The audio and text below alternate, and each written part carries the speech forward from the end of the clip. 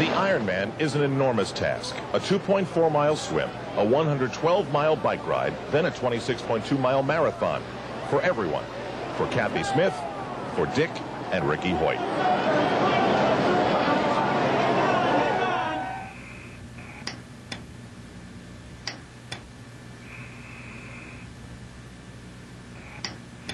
My strength comes from Rick.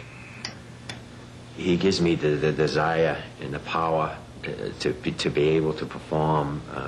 It's just something that builds up in me, and it comes from his body into mine. I'm just out there loaning him my arms and my legs so that he is able to compete.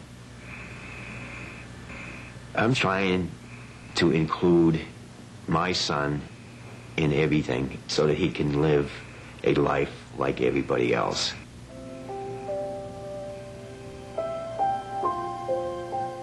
When you look in somebody's eyes, you can see a lot. And I got a lot of feeling when I was looking into Rick's eyes that he knew what was going on. So what we wanted to do was get a computer built so Rick could talk with a computer. He had all these things inside of him, but he had no way of getting them out to tell us about it. Everybody was betting, what is the first words Rick is ever going to say? And his mom saying, well, it's going to be hi, Mom, and me, the dad, saying, well, it's going to be hi, Dad. Well, the Boston Bruins were going for the Stanley Cup, and the very first words he ever said was, go Bruins. He was 12 then. Now, at 37, this still makes Ricky feel like Bobby Orr on a breakaway. He's always been an achiever, getting through public school, receiving a degree from Boston University. But he's also a giver. While attending a college basketball game, he heard about a charity race to help a paralyzed athlete, and he asked his dad if they could run. That's how it started. It was a 5-mile race, and the gun went off, and everybody thought that Rick and I would just go to the corner and turn around and come back. Well, we didn't. We went the whole 5 miles, and we finished next to last, but not last. And when we got home that night, Rick wrote on his computer, Dad, when I'm running, it feels like I'm not even handicapped. So we knew right then and there that we found an event that Rick could enjoy, just like everybody else. You may be wondering how I feel about being disabled. To tell you the truth, I don't know what it is like not to be disabled. I was born with cerebral palsy, and it is all I know.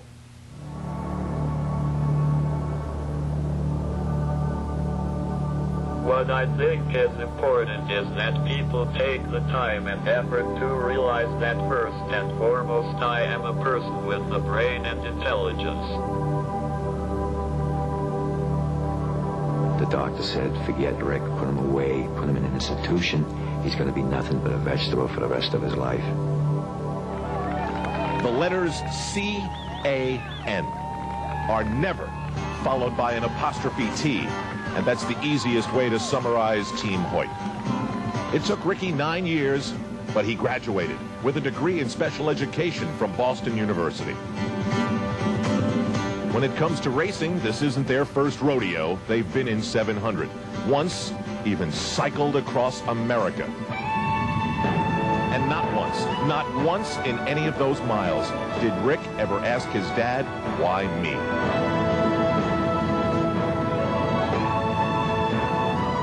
Here he is. He can't talk. He can't use his arms. He can't use his legs. He's living all by himself. His own apartment in Boston. He's gone to public school. He's gone to college. He's competing in road races. He's competing in triathlons. He's sending a message that people with disabilities should be included in all daily activities, just like everybody else, and they should be able to live like everybody else. Rick, to me, is the competitor. He really wants to win, and he's a fighter, and he's never going to give up. And there's just something that gets inside of me when I'm pushing him that I can go faster, and I can do all these things, and I don't know exactly what it is.